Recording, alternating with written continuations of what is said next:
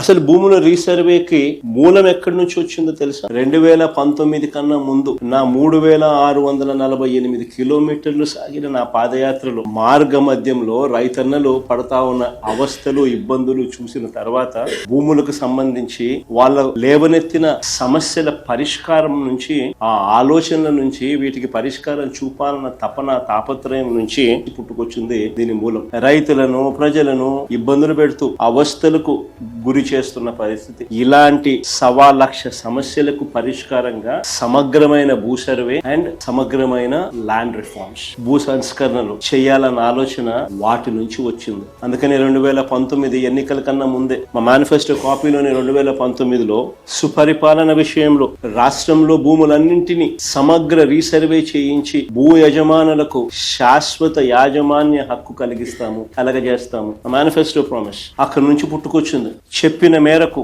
ఇది ఒక మహాయజ్ఞం అని తెలిసి 2020 డిసెంబర్ 21వ తారీఖున 100 సంవత్సరాల క్రిందట 1923లో బ్రిటిష్ ప్రభుత్వం తర్వాత, అప్పుడెప్పుడో బ్రిటిష్ వాళ్ళు సమగ్ర సర్వే చేశారు, దాని తర్వాత ఎప్పుడు కూడా ఎక్కడా కూడా సమగ్ర రీసర్వే అన్నది ఎప్పుడు కూడా ఆలోచన కూడా చేయడానికి కూడా ఎవరు సాహసించారు. చెప్పిన మేరకు సమగ్ర భూ సర్వే రికార్డ్స్ అన్ని అప్డేట్ చేయడం, సిస్టమ్స్ లీకి రిఫార్మ్స్ తీసుకొని రావడం మొదలుపెట్టి ఒక గొప్ప అడుగు పడింది ఆ రోజు.